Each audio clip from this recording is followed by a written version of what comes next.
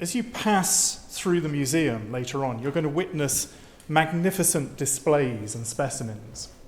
But I want to share with you a different collection, one which also exists here within these walls, but which you won't ordinarily get to see. And this is what I've come to think of as the museum's shadow collection. And this is the collection that I've been working with.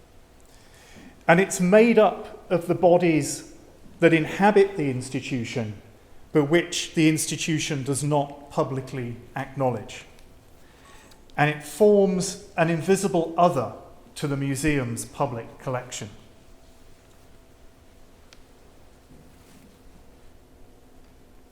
Now, I've been exploring the museum's relationship to the bodies that make up this shadow collection and considering the possibilities of using art practice to make them both visible and audible. When I first visited the museum, emptied of its collection in June 2018, I was attracted by the spectacle of absence that it created. Not just emptiness, not mere emptiness, but a grand show of absence, with room after room full of unoccupied cabinets and vitrines.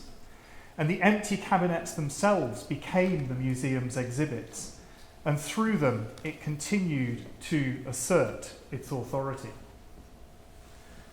Now, my work here at the museum is part of an artistic research practice which begins with me finding and inhabiting all kinds of different gaps, pauses, and intervals. For example, the gaps in written texts or the pauses between spoken words, as well as intervals between the occupation of spaces like this one. And I'm interested in disclosing the presences that I find in these gaps.